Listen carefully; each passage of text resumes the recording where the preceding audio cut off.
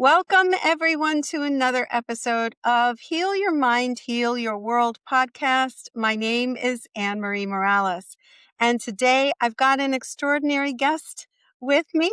I have Josh Seiler. He is a breathwork educator and health strategist with over 17 years of experience in performance and sustainable wellness. Now, he has an extraordinary story and he is an extraordinary human being. And so without further ado, I'd like to welcome my new friend, Josh, to the Heal Your Mind, Heal the World podcast. Welcome, Josh. Love it. Thank you. I love the title of the podcast. Thank you. Thank you so much. Yeah, that came as a download for me because, we live in a pretty crazy world and we feel like we need to control everything, and we really can't. The only thing we have control over is ourselves and our own minds. And when we elevate our own minds, our own frequency, heal ourselves, we heal our minds from distortions of duality, et cetera, we end up elevating the whole planet and healing the whole planet. So that's how that came about. Totally. I love it. Yeah. It's crazy how that works. I know, right? It's a miracle. It's just a miracle. So, Josh, you and I met just recently in a beautiful retreat hosted by our mutual friend, Carol Morgan. And it was just such a pleasure to meet you and hear about your story.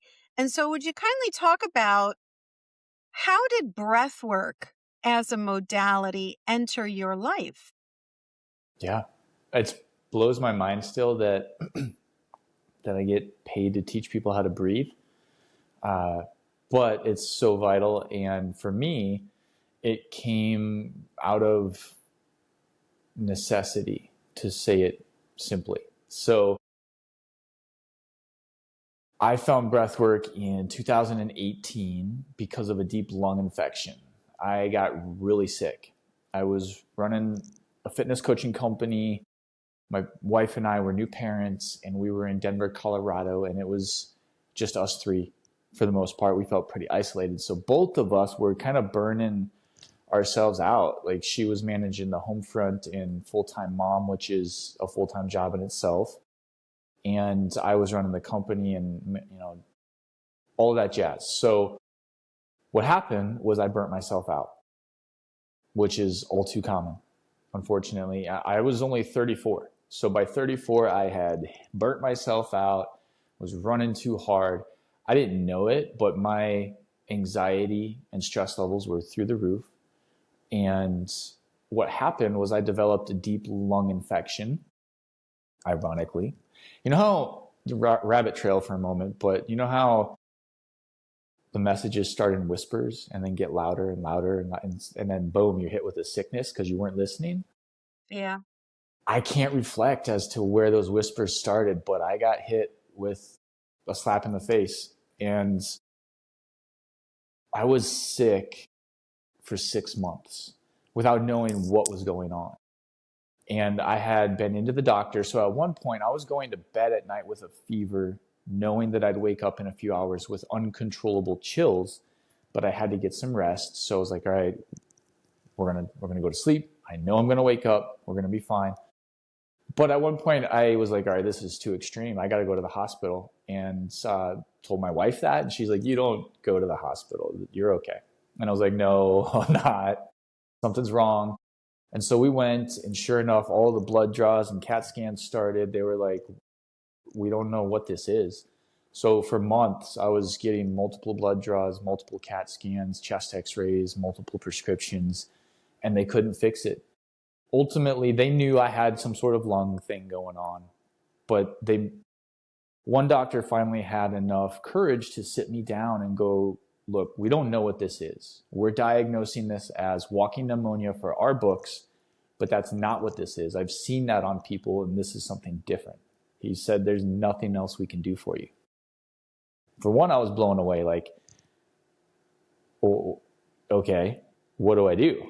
So they let me walk out of there without ever following up with me again. And it landed on me to figure it out. And at one point, it got really scary. My wife, I remember sitting in the parking lot with my wife after one of the draws, not having any clarity and answers, and we were both crying because we were scared. Like, I had dropped a lot of weight, so I looked sick, and my energy was shit. I wasn't sleeping, like, it was bad. And so then, being in Denver, Colorado, we had great access to a lot of wellness practitioners, especially being in the fitness and wellness field. So I found a functional medicine doctor, and we had a great naturopath. And I was already coaching mostly holistic. So at this point, it was like all in. And I took the information. This is like the silver lining of the Western model was that we had a bunch of data. And so I took that data and I went to the functional medicine doctor, and he said, all right, using logic and some science, he was like, all right, it's obviously bacterial. It's deep in your lungs. And so my theory is that if we hit it with some oxygen, you'll get better. If you get worse, we'll figure it out then. But my theory is that you'll get better because bacteria will either die or thrive in the presence of oxygen. So I had some light at the end of the tunnel and then a solution. I was like, all right, I'm in. Let's do this. What do I got to do? So he had me start doing hyperbaric chambers. On top of that, I took that information to my naturopath, and I'll wrap it up here, but naturopath introduced me to breathwork. He said, have you ever heard of breathwork? And I said, kinda. I know who Wim Hof is. I don't know anything about it yet. So he said, all right, he gave me one breathwork technique and a nebulizer. So between the nebulizer, the breathwork technique, and the hyperbaric chamber, I healed my lung infection without any prescriptions within 2 months. And I was like, what else is possible? And so at that point, breathwork and I were married. I dove into all the rabbit holes and studied for years, and I still am. And a lot has come from that, including this conversation and relationship. So for me, the breathwork, I mean, short of saying that it saved my life, because I don't know where that lung infection would have taken me, but it changed my life for sure. Wow, we never know why things happen to us, and we never know why we arrange these really difficult passages in this human experience. But maybe it was just something that you needed to go through to see the benefit of this modality, and then for it to become such a part of your life that it has transformed you in your career. Yeah, So, like I said, there's only a few rabbit trail or breadcrumbs that I can look back on to, like, maybe that was a whisper, but most of it was like you said, I needed this intense experience for me to see the value, to right. be able to teach it well. Well, I learned breath work as a tool in my hypnotherapy training. Yes. And we use breath work as a way to really blast through whatever blocks the subconscious is putting up to get somebody to get into a really to the memories that they need to heal, because the mind is such a it's a fascinating I call it a very vast landscape. The mind is a vast Yeah. landscape. So you had this experience with breath work. And for me, what was so fascinating about what I learned is what oxygen, hyper oxygenation, over oxygenating the body, and what that does. Can you tell us a little bit about that? Yeah. So there's some benefit and some pitfalls to that. Okay. So most of our society is over oxygenated anyway. And to get to the point, and then I'll reverse engineer it, breathing less is way more beneficial for the body in the long term. However, hyperoxygenation has its benefit. Unconsciously, it causes aging, it causes oxidative stress, and we do it a lot. Most of our society are overbreathers, meaning we take on too much oxygen. And when the body has too much oxygen in it without being able to uptake it to the cells, stress response increases. And so when we overbreathe, like most of us do as a society, we have too much oxygen within us that triggers a stress response that can then cascade into other things over time. So when we, from a beneficial standpoint, when we consciously over or hyperoxygenate, we do it with breath work. We're changing the pH of our blood, even if it's a little bit. Like there you go. Most of us are sitting pretty high in oxygen saturation in our blood, so we can't raise it like from 96 to maybe 98, 99. But any change is a change in pH, which is an environment that pathogens can't survive in. Then, to get the most out of it, you have to trigger the body to uptake that oxygen. And so there's some really cool techniques you can do to trigger the cells to force oxygen into the cells so that they get a change and shift in their pH, which decreases inflammation, ignites metabolic pathways and mitochondria to heal that cell. And like you said, as an individual in the beginning of this, if we elevate our own consciousness, the world around us changes and we all start to do that. Well, if we can do that to the cells on a cellular level by giving them what they need, they can each individually heal also, and there's a huge cascade there. So there are detriments and benefits to hyperoxygenation. Interesting. Okay. I mean, oftentimes, we think about our breathing when we're in an anxiety state, right? I mean, the first thing that we say when we get all anxiety, to somebody is, "Oh, okay, take a deep breath. Let's calm down. Take a deep breath." Um, Mm, why is it that we need that? Talk to us I a little think, bit. yeah, that's a great point, because I think that message, well intended, is a little unclear. Interesting. Like, Mhm. because taking a deep breath to anybody, if they're not breathing properly in the first place, is just going to spiral them further. For example, if you're breathing only into your chest, like what happens with a panic attack, taking a deep breath into the chest isn't going to help you any further, because we're not getting, there's 3 compartments to the respiratory system, that being the belly, the ribs, and the chest. And by the belly, I mean the diaphragm. So the muscle that sits right below your rib cage. That is the key to that statement, is taking a deep breath. There's a gap of phrasing there into the belly, and then that will help alleviate a lot of that stress. So when we use our full respiratory system, taking that deep breath from the belly up to the chest, going,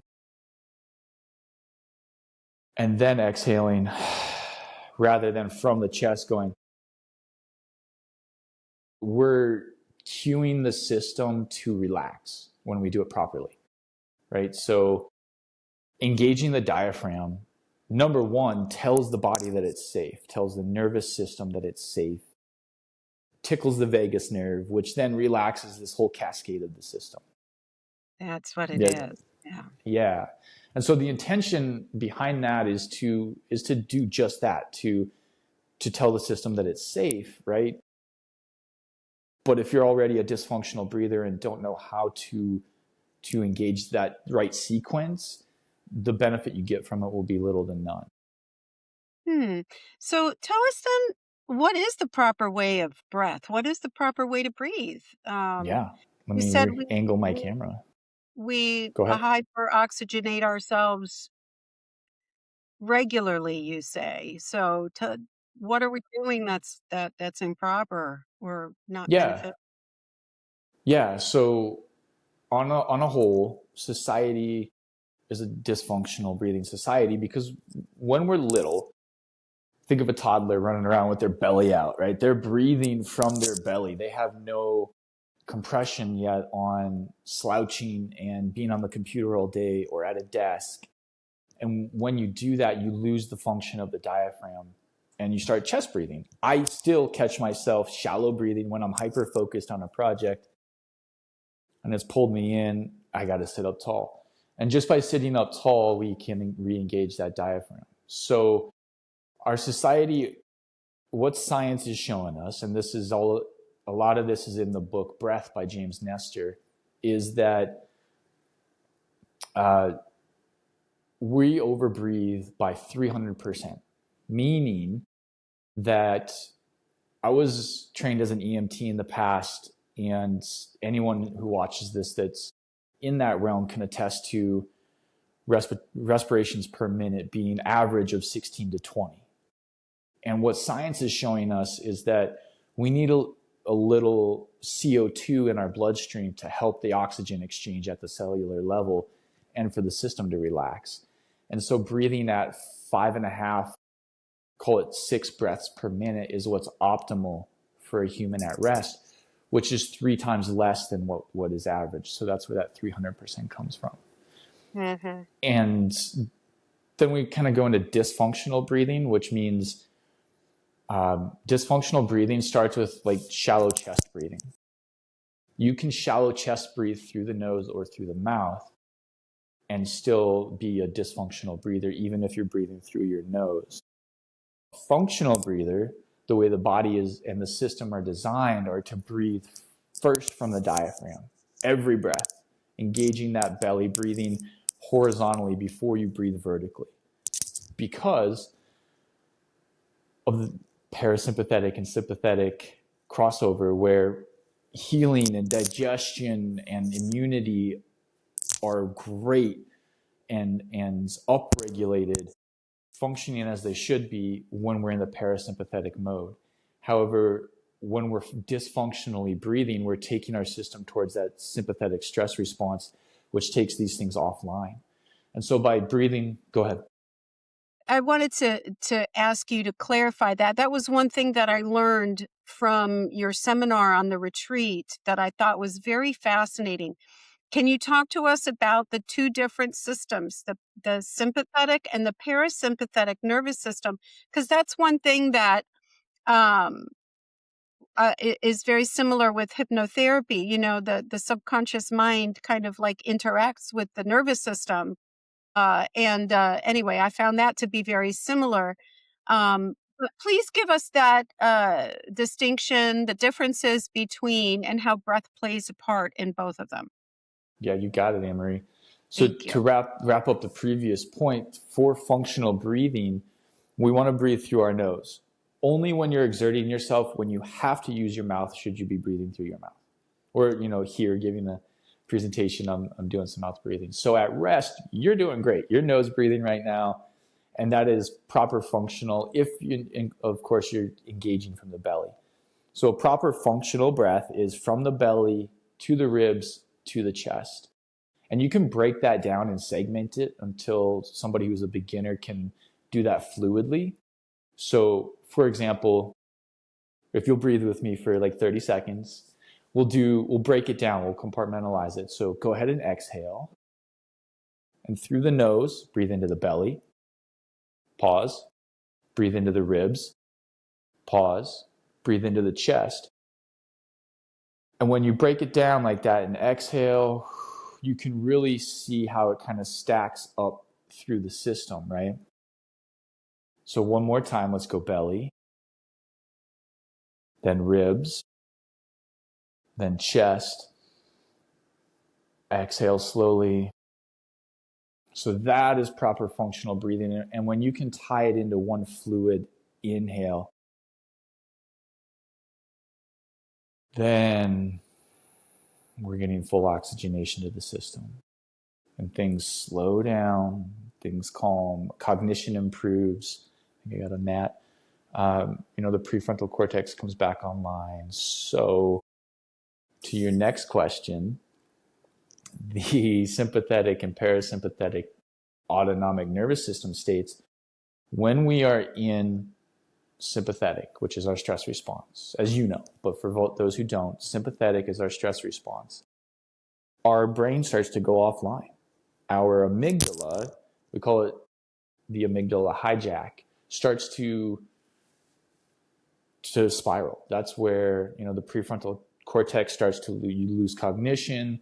The panic and the stress and the anxiety start to heighten, and that's the reptilian part of our brain where we need it only in survival moments, and then we're supposed to be back into parasympathetic and healing and cognition.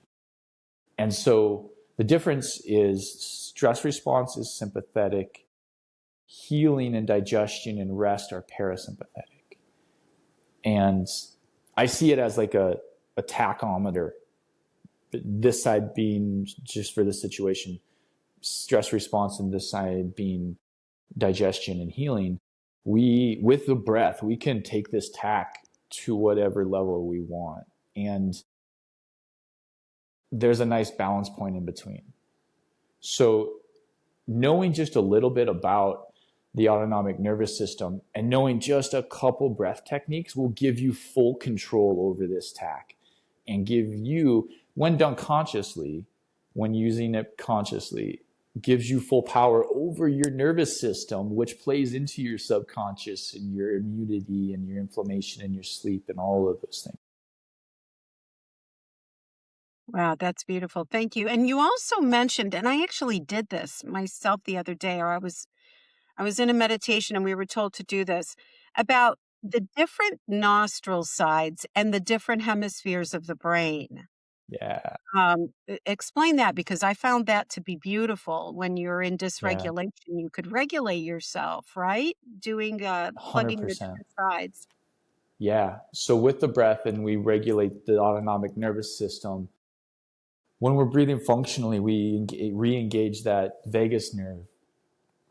And part of that is the brain hemispheres, like you just said. And so we know that, I mean, our ancestors knew this stuff for thousands of years, right? But science gives us the data, gives us the why, and that helps us in this modern society put the pieces of the puzzle together and understand what's going on. So we know that the right nostril is tied to the left side of the brain. There's this crossover that happens in our nasal passageways and the brain connectivity. So the right nostril is tied to the left side of the brain, which is our analytical side of the brain. Our left nostril ties to our right hemisphere, which is our more creative, emotional side. So what technique you just pointed to is an ancient practice, Shadana, but we call it alternate nostril breathing. And it's simply, like you said, bouncing back and forth between the two to balance the hemispheres. So if we inhale one side, exhale other side, and then reverse that, what happens is that the brain hemispheres balance out, and this only takes a couple. And from that place, we can execute more clearly. So I have one of the courses I built was Breathwork for ADHD, and this is a great technique for those of you who struggle with focus and ADHD, or kids that you know. Like, this gives their hands something to do so they're not fidgety, and it balances their brains, and it takes focus so that if they're a little hyperactive, we bring them down a little by balancing with the nostrils to a place where they can focus. If they're a little disconnected and distracted, this helps bring that attention and alertness back up to where they're, again, at this nice balance point of focus and cognition. And so that one's a really powerful one. And you experimented with it recently? I was in a meditation and we were Mm-hmm. told to do that. Uh, Got it. and yeah, I totally did. And it was very, effective, very, very Yeah. effective. Nice. So yeah, I knew I wanted to ask you about that. It's funny because from my background, all these things are so foreign, but they make so much sense now. Yeah. With any kind of background like you got, you just have a little, there's just some connections missing between the dots. But once you get those, you're like, yeah, Yeah. that makes so much sense. Yeah. Well, I mean, I know the importance of breathing from being a soprano, for being a professional singer. That's right. You're a singer Uh, too. so when I have I used to say breathe in through a straw, because that automatically sends the breath to the diaphragm. But you're Nice. saying it should be through the nose. Well, you can engage the diaphragm with the mouth for sure. It take Mhm. like a beginner might struggle with that, so we simplify it. But you can absolutely. I mean, there's some gray area in all of this. Mhm. Uh, so you can, in a way, functionally breathe through the mouth, but ideally it's through the nose, because filtration and humidity and things. But you're not wrong. Yeah. Well, vocal performance is an unnatural. It's an Yeah. unnatural thing, you know. It's performance, right? It's It's a performance. performance, yeah, based Yeah. technique, right? The other thing I learned from you, because my son has like an apnea situation, and you really advocate for mouth taping for sleep. Can you talk to us about why that has benefited you? Yeah. Have you done it yet? No, I don't do Okay. Has your I son? just found out. I found out. Where did I find out? I think I found out on the retreat that I snore ever so slightly because I was not Okay. aware that I snored at all. So maybe I need to tape my mouth. But talk to us about what you found the benefits of that being. Yeah. So it doesn't 100% fix snoring, but it does help it. So Okay. again, this comes back to functional breathing because there's no way you can possibly be aware of your breathing when you're sleeping. So the mouth tape takes care of that. It's guaranteed to breathe through your nose. And breathing through your nose slows the system down. It'll keep you in that parasympathetic state more so than mouth breathing. And so when you're sleeping, often what happens is people go like this, and they're mouth breathing. And so eventually, mouth breathing will lead to a sympathetic response. And in a sympathetic response, the stress response, um, we're heightened. So we're sleeping in a heightened state. Our body uses more liquid in that nervous system state. So we got to get up and pee more. And so these things all tie together. But mouth taping fixes a lot of that because it seals the lips, and you only have to do like this big a piece of tape so that you can still, if you need to cough or sneeze, you still have access. And it's not totally restrictive. And so what I found was it was only like maybe 3 years ago that I started mouth taping, but it's like 99% of the time that I do now, because the very first night I did it, I woke up the next morning way more clear headed than I had been in a long time. And that was just after one night, because back to some biology behind that, like the brain only clears itself out when we're sleeping. So all that byproduct from the day only gets removed from the brain during sleep. And if you're not getting sleep, you are literally working through brain fog and byproduct that shouldn't be there. So I was way more clear headed, and I was like, all right, that was cool. I'm sold. And so I continued to do it. And it's sleep training yourself in a way as an adult that you didn't get to do when you were a kid. There's tribes around the world that watch their babies sleep, and then if the baby's mouth breathing, they'll just hold the lips shut on the baby so that it trains the nervous system to breathe through the nose. And so this is us doing that for ourselves as adults in a way. Well, I know that you can get, mouth deformities, nasal cavity deformities if you are a mouth breather. Yeah. Problems, Yeah. all So things. all kinds of stuff in the face alone, like you just mentioned. There's again, a lot of this is in that book, Breath. It's a really great book that and lots of cool studies that he did. But they found that mouth breathing will shape the palate into more of a V shape over time. Nose breathing will reverse a lot of that. And the bone structure in our face changes well into our older years. So there's time to still correct a lot of that. And so when the palate levels out, that means the dental work is affected. It's same in reverse, like as well as the passageways for breath. And there's a lot of change, so much to dive into that we probably don't have time for, but like just nose breathing alone can fix so much of just human conditions and ailments at a really base level. Yeah, for sure. So many kids and people don't even know about this. Like I had no idea that tribes know to do that to their infants. Yeah. I mean, it's just I had no idea about that. So thank you for sharing that information with us. It's really important. One of the things that we did was was it a rebirthing breathwork experience? Yeah. So I've experienced this a couple of times, but not as intensely as with your retreat, with what you did. Um, the release of DMT. Hmm.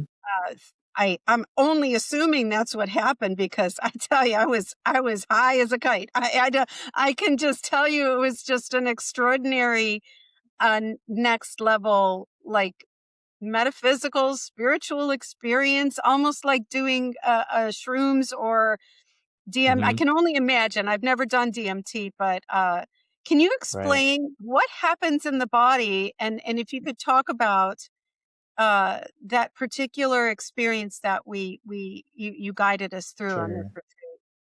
So Yeah, fascinating. I'm curious as to your experience, and you might not have. Sounds like you have done DMT. It was just your own dosage. Yeah, I guess yeah, I've never tried it externally, but Right. Yeah, I mean, we produce these chemicals inside of us. That's why we have the receptors on our cells to receive those things. So what we did, and this is an advanced technique that I would not throw somebody into unless they've had some practice or some baseline uh, establishment. You wouldn't want to throw a nervous system into this as it is completely dysregulated. So we built up to that over the week, and by the time we got to that, uh, the container was safe. I had eyes on everybody, and what we did was a lot of hyperoxygenation, right? A lot of hyperventilating work. So it was mouth breathing, and it was for multiple minutes. Normally, I mean, I cut you might not know this, but I cut the time short by 9 minutes because we were playing with time on the clock and what we had access to. So we didn't even get you fully to where I would take a person in a private session or if we had enough time. So we breathed for 21 minutes straight. And what that does, obviously, we're hyperoxygenating the system. We're blowing off all the CO2 that we can. The pH of the body is rising. And so at some point, I mean, there's holotropic breath work, there's rebirthing breath work, and these are all uh, conscious connected breath work. These are all kind of the same thing, slightly different in technique. But what happens is we prime the system for release of DMT. We raise the alkalinity of the body in such a way that the soul begins to detach from it, per se. So if like in a holotropic session, sometimes some of them are 2 hours long or multiple hours, and you get to a place of detachment from the body where the body feels like it's dying. So the soul starts to detach and create this disconnect from the body. So you get these really, really ethereal experiences. And at some point, the DMT in the pineal gland begins to release. And with DMT, we get visuals, we get out of body experiences. So this all comes into play, and I don't know the mechanisms of the timing and the exact moment. It's probably different for everybody, but this is the process that we went through to give you that experience of coming back into the body, having been separated from it, and in a way rebirthing back into it. Really powerful stuff. Yeah, it was one of the most profound experiences I've had. I had a similar experience actually in a hypnosis session. So, I mean, I don't think we even know this body and how it works. I mean, because I don't think we know as what it truly can do. I think it's Right. so extraordinary, Yeah. a machine. And that the breath work is one way to do it. Like I said, I had done something very similar in a hypnosis session one time where I was blissed out in much the same way. just Yeah. feelings of just bliss and peace and otherworldly, like, Yeah. It makes you really come back and be like, okay, my problems aren't so heavy. Like they're yeah, manageable. They're not, there's nothing I can't handle. And, you know, crap, I forgot what I was going to say there. There was something that you said that reminded me, but it left. So we'll come back. it'll come back. It'll come back. Yeah, so if you had to, what do you want people to know about breath and breath work that you think people just don't know? And what do you feel your mission is, tied in with that? Those are great questions. My mission on a personal level feels, and this has been with me for a while, so I'm bought into this being my mission, but teaching people how to take health into their own hands.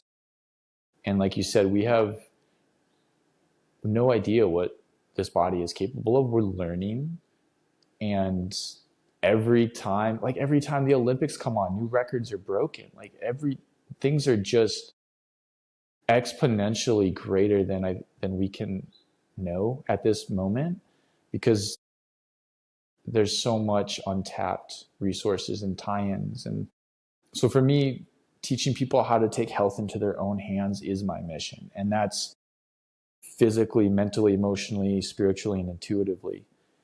Um, what was the second part of that? I'm sorry.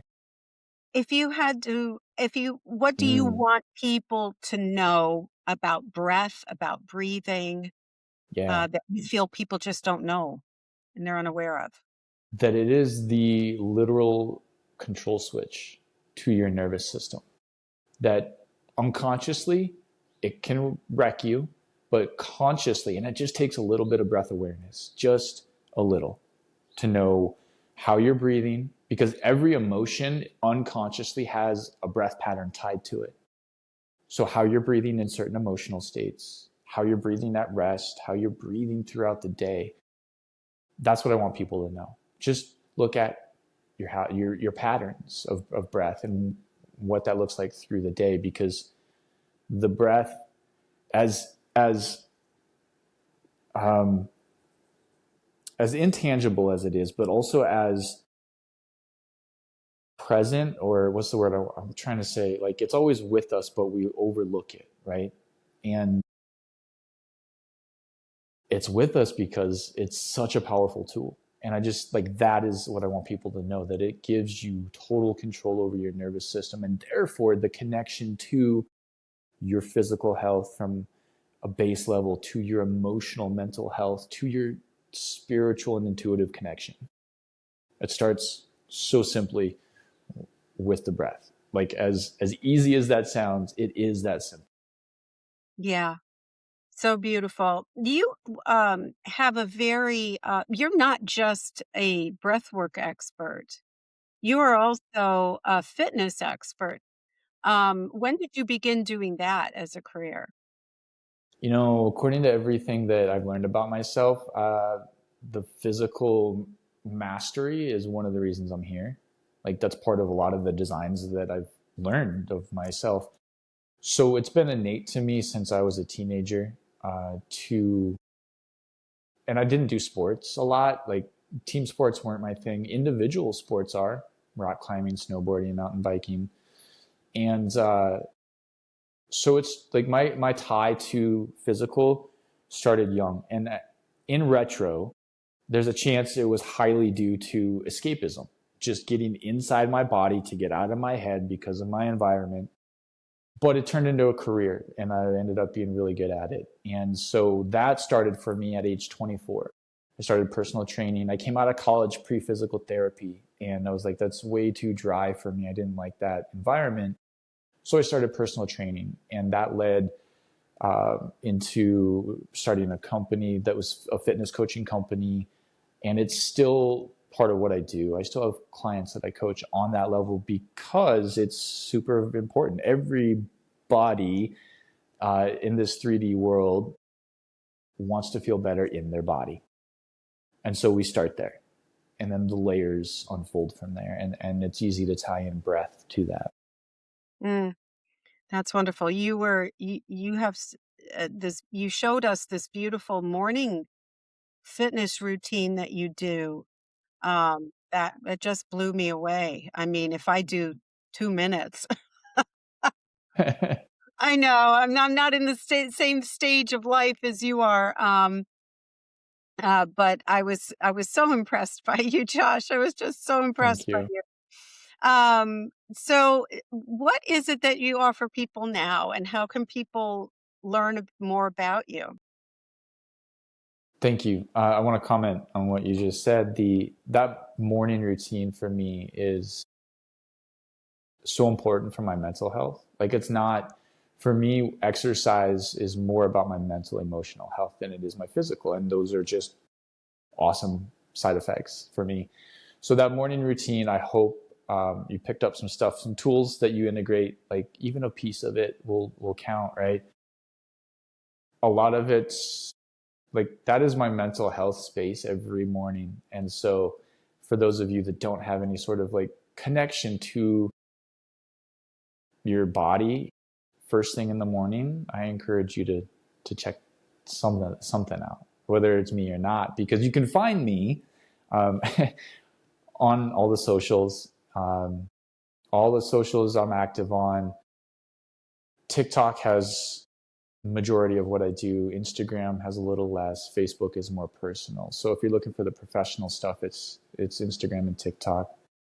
And then everybody that I work with and interact with, I push towards my online community, which is where I call it my wellness collective.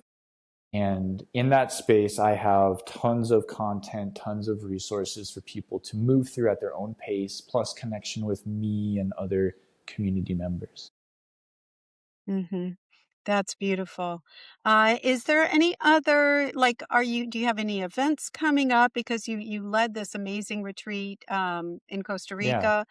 Are you doing any other events where people might be able to see you? thank you. Yes. And so, like, in between these events, the Wellness Collective is where I interact with a lot of my people. Um, I'm doing some, like, there's a yoga gathering here in the Black Hills this summer I'll be a part of. I'm also doing part of another retreat in Romania in June. And otherwise, a lot of what I do is virtual. There's virtual classes that I have inside that community, virtual classes that I teach inside the Breathwork app I helped build. And um, I have clients as well. So people can find me if they want more from me. And if they want me face to face, then one of these events, it would be really cool to meet up with them. Yeah, we're trying to organize an event here in Florida that we want you to come and Right. be a part of. Yeah, that's in the beginning stages, but definitely you're somebody that is well worth listening to and learning from. Um, Thank you. so thank you so much, Josh. Is there any other thing that you feel people need to know, or do you feel complete? Because I just, I'd like, you know what I'd like to ask you about, and because Yeah, this bring it. is something that's really important, is the whole concept of the sacred masculine. Mm, And and that's what got me in my heart is your example, as a sacred masculine, as a young father, a husband, someone who has been through experiences and has found a path in life. Um, any reflections that you would like to share with the thank viewers? you. Yeah, Anne Marie, thank you for seeing that. Uh, it brought up some emotion for me, and that's part of it too. It's being able to be strong physically, mentally, emotionally, and be okay with the emotional realm. Really, like um, that particular topic has been present really strongly for me in my world the last few months, where there's just this toxic masculinity showing up that I've had to cut ties with, and it's been tough. Meaning that, you know, not to bash on America at all, but the Western world is a toxic environment, toxic masculinity in that way, where and it's never felt right to me to stuff emotions, to, you know, have a stiff upper lip, to sweep it under the rug, to be a man, whatever that, you know, be a man, and we don't deal with emotions. Like all these phrases from the past few generations that have really just disconnected us from the balance point of having a healthy feminine and masculine energy, because both are beautiful. And I have no problem throwing down if somebody needs to puff their chest, but I'd rather not, you know? And in that way, I can be like, I don't have to prove my masculinity to anybody. Obviously I'm a man. My wife knows I'm a man. So if I need to feel I need to prove my masculinity in any sort of way, there's some ties there to look at in a sort of toxic way. And the retreat was beautiful for me in that way, where because I had bumped up against some toxic masculinity before leaving with a friend and my dad, I was just able to be vulnerable. And that's a key word there too, isn't it? Just being vulnerable, not hiding away. A lot of men suffer silently, which is not necessary. And it's because of all this, you got to be tough sort of Western mindset. Yeah. And I love breaking the mold on that. And I love showing people that that doesn't serve us in the long run, especially if we're going to elevate as a society. Right. Yeah. Thank you for that. And actually, on that retreat, there were quite a few uh, sacred masculine, sacred men that were on that retreat. It was really wonderful. You know, singles as well as you know, partners such as yourself. Well, thank you so much, Josh. You know, I just just love you. I just think you're a beautiful soul, and I was Thank so you. excited to have you on here.